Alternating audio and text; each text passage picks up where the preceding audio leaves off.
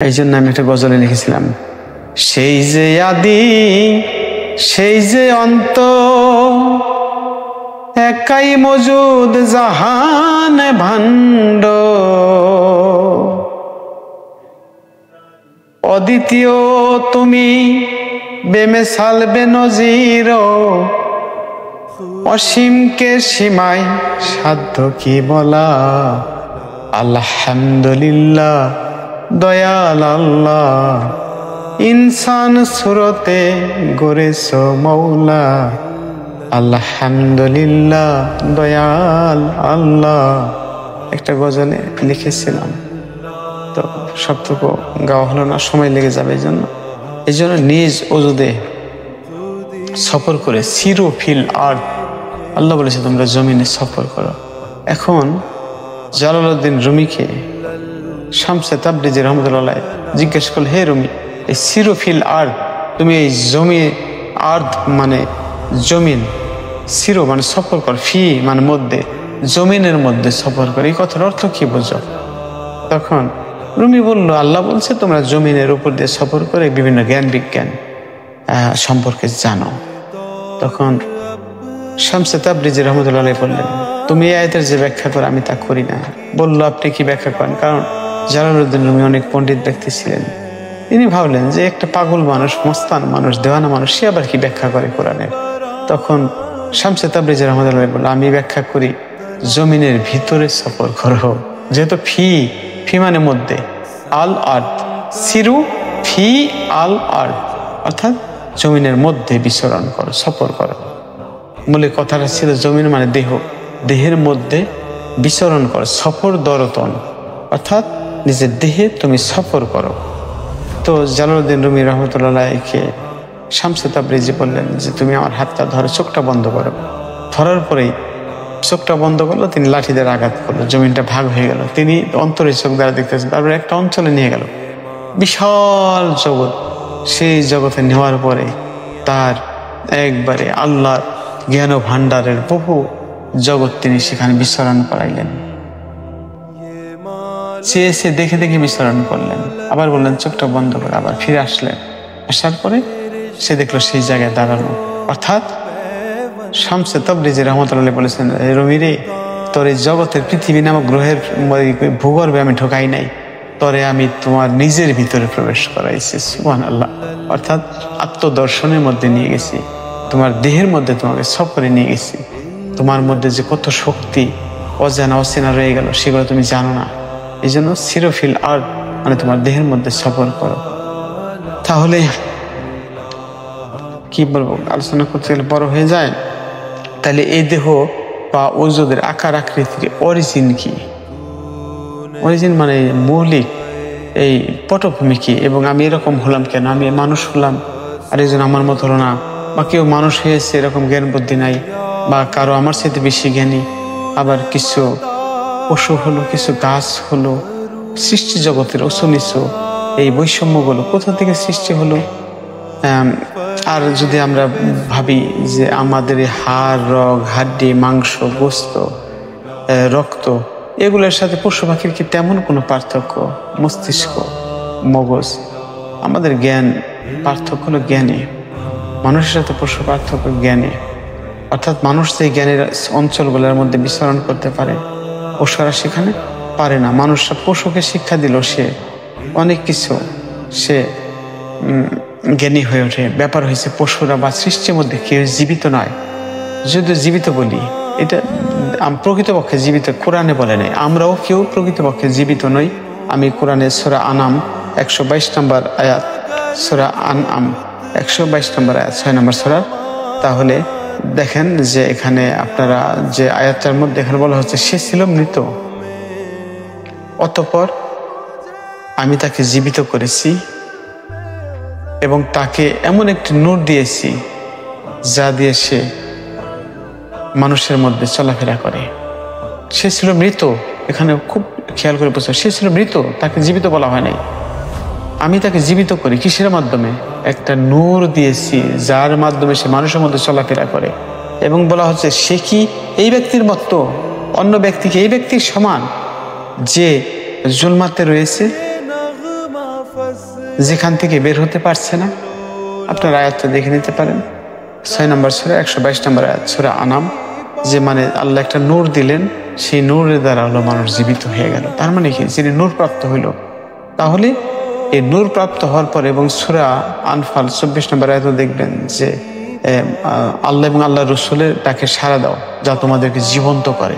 তার মানে হলো আমরা প্রকৃতপক্ষে জীবন্ত নই, জীবন্ত করে আল্লাহ, আল্লাহ রসুল এবং ওলিয়া আল্লাহ যারা, ওলিয়া যারা, তাদের আনুগত্যের মধ্যে যে আমরা জীবন্ত হতে পারি।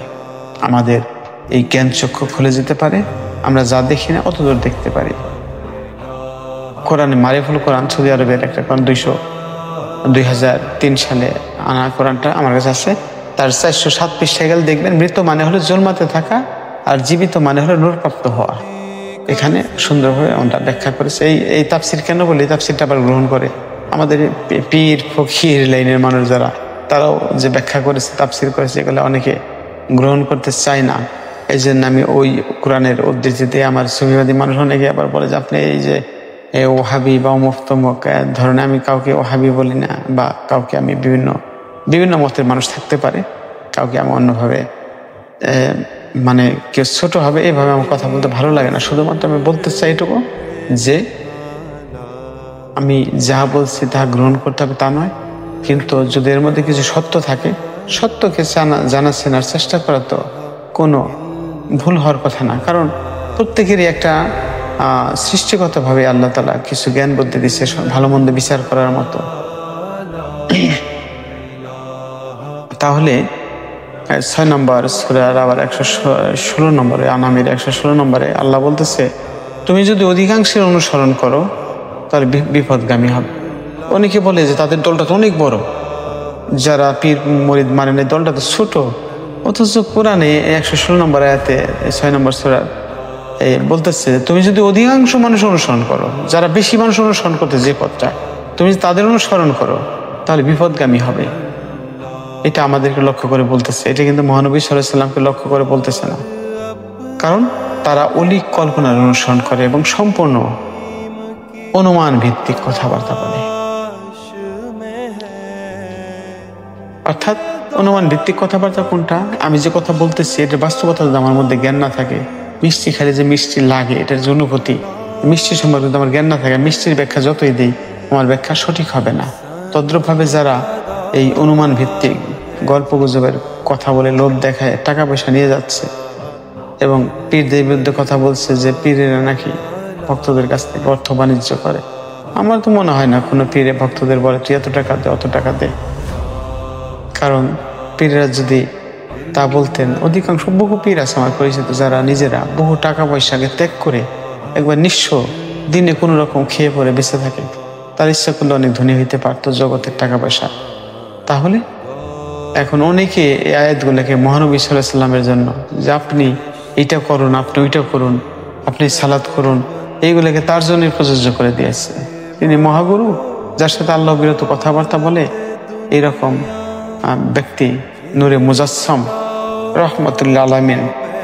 আসলে তুমি এইটা করো, এটা করো কথার মধ্যে মানে আমাদের কি করতে বলা হয়েছে। কারণ সূরা বনী ইসরাঈলে 23 এবং 24 নম্বর আয়াতে 17 নম্বর সূরা আপনারা দেখতে পারবেন যে ওখানে বলা হচ্ছে যে আপনি মাতা পিতার সাথে সৎ ব্যবহার করুন, তাদের সাথে মাথা নত করে কথা বলুন।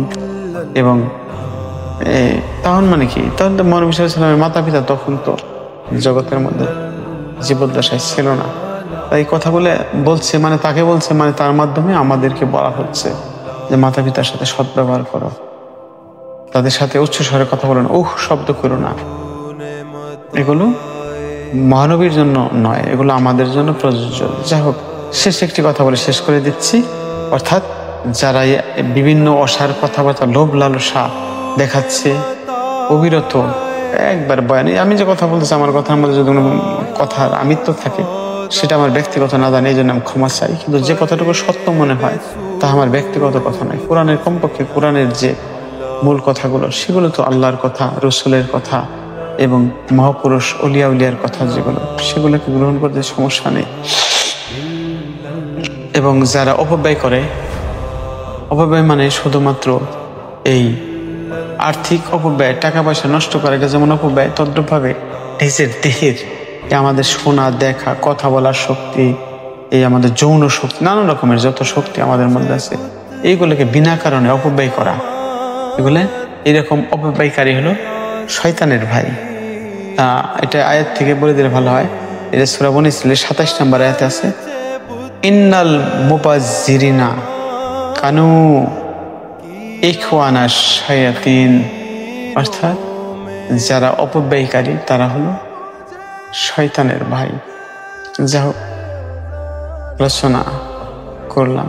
এই জন্য ধর্ম, যে সত্য ধর্ম, হক ধর্ম, সব সত্য ধর্ম, সত্য মহাপুরুষ তাদের মূল যে কথা সেগুলো অভিন্ন। দেখা যাচ্ছে ওই আপনার কি বলে ইনজিল শরীফ, যেটাকে এখন বলা হয় Bible, old testament, new testament, এই বর্ণনার মধ্যে যায় তারা এটাকে বিভিন্নভাবে নিজেদের ইচ্ছা মতো পরিবর্তন করছে। এখন যেটা পরিবর্তন করছে সেটা তো আল্লাহর বাণী নয়, কারণ মহাপুরুষের মাধ্যমে যে বাণী এসেছে আল্লাহ তাআলা সেটা সত্য। যুগে যুগে যত মহাসত্য তাহা অভিন্ন এবং তাহা মানব মুক্তির পথে কল্যাণকর, সেটা মুক্তিপথের দিশারি, মুক্তির পথ অবশ্যই দেখাবে। সেটি যদিও ধর্মগ্রন্থের মধ্যে যুগে যুগে অন্যান্য ধর্মগ্রন্থের মধ্যে পরিবর্তিত হয়েছে, কিন্তু গুরু মহাপুরুষ যারা তাদের মধ্যে তা এখনো অবিকৃত অবস্থায় রয়েছে। কারণ তার গুরু, তার গুরু, তার গুরু, এইভাবে সেই নবী রাসূল পর্যন্ত এই পথগুলো প্রসারিত। এই জন্য আসলে যদিও ধর্ম ভিন্ন ভিন্ন, কিন্তু আল্লাহর অনুমোদিত যত ধর্ম, মহাপুরুষ যারা হয়েছেন জগতের মধ্যে মুক্তিপ্রাপ্ত, মৃত্যুঞ্জয়ী, এই সমস্ত মহাপুরুষ যারা বিভিন্ন অবতার, নবী রাসূল যেভাবে বলি ধর্মগুরু, তার যে সত্যের কথা বলেছে তা অভিন্ন, এবং সেগুলোকে মানলে যে কোনো মানুষ মুক্তিপথ অভিসারী হতে পারে এবং মানুষ চিরন্তন শাশ্বত ইসলামের মধ্যে প্রবেশ করে কালেমা, নামাজ, রোজা, হজ, যাকাত বলতে পারে। তাহলে তারা কালেমা করবে কিভাবে? এই যে আমি আলোচনা করেছি কালেমা নিয়ে, অর্থাৎ এটা ইমানকে ধারণ না করলে, এই ইমান ছাড়া কোনো হিন্দু যদি বলে সনাতন ধর্মের যে আমি হিন্দু হয়েছি, আসলে এটা হবে না। ওই যে এক মেবা দ্বিতীয়ং নাস্তি, এক প্রভুর প্রতি যার ইমান, সেই প্রভুর পরিচয় যার মধ্যে ঢুকলো, যদি সে মুখ দিয়ে লা ইলাহা ইল্লাল্লাহ নাও পড়ে, ওই তার এক মেবা দ্বিতীয়ং নাস্তি, ওখানে অলরেডি অন্যভাবে এই এক ঈশ্বর, এক আল্লাহর প্রতি তার ইমান তৈরি হয়ে যেতে পারে। আল্লাহ এটা করতে পারে। কোনো ব্যক্তি ধর্ম মানে না, কোরআন মানে না, অথচ প্রভুর কাছে এত ধ্যান, এত গবেষণা করে একটা কোনো কিছু আবিষ্কার করার জন্য, তখন আল্লাহ তাআলা তার মধ্যে ওই মাহফুজি কোরআনের জ্ঞান থেকে তার মধ্যে জ্ঞান দিয়ে দেয়, যার মধ্যে দিয়ে সে নতুন একটা মোবাইল আবিষ্কার করতে পারে, একটা প্লেন আবিষ্কার করতে পারে, যদিও কোরআন না পড়ে। কিন্তু ওই ব্যক্তির এত সাধনা, এত ত্যাগ, এত তিতিক্ষা, এত ধ্যান, মেডিটেশন, এত চিন্তা ওই কাজটাকে সফল করার জন্য, তখন আল্লাহ তার প্রতি সদয় হয় এবং মাহফুজি কোরআনের জ্ঞান থেকে এই জ্ঞান তার মধ্যে দিয়ে দেয়। এই শাশ্বত কোরআনের জ্ঞান, এটা অবিনশ্বর এবং চিরন্তন ইসলামের মধ্যে দাখিল হওয়ার জন্য এই মাহফুজি কোরআনের জ্ঞান মানুষের মধ্যে যদি ইলহাম, ওহী এগুলো নাজিল হয়ে যায়, যেমন একটা মৌমাছিকে আল্লাহ ওহী দেয় যে কোথায় ফুল ফুটেছে, সূরা নহল পড়লে পাবে না। আমাদের যাচ্ছি না, আলোচনা বড় হয়ে যাচ্ছে, যা হোক অন্য সময় বলবো। ধন্যবাদ সবাইকে। এই জন্য ধর্ম যদি ভিন্ন ভিন্ন, এর মধ্যে সব জায়গায় সঠিক একটা পথ অবশ্যই আছে, কিন্তু সে পথগুলো এত বিকৃত হয়েছে, পরিবর্তিত হয়েছে। এই জন্য ইসলাম একবার পরিপূর্ণ পরে, একবার যে কোরআন মুদ্রণের পর থেকে আর কোনোদিন পরিবর্তন হয় নাই, পরিবর্তিত হয় নাই, অভিন্ন, সারা বিশ্বে একটি কোরআনই। তাহলে এটা শাশ্বত, অত্যন্ত সুন্দর। সেটা যদি জীবনে বাস্তবায়িত করা যায়, অবশ্যই আমরা চিরমুক্তির পথে এগিয়ে যেতে পারবো। ধন্যবাদ সবাইকে। আসসালামু আলাইকুম ওয়া রাহমাতুল্লাহি ওয়া বারাকাতুহু।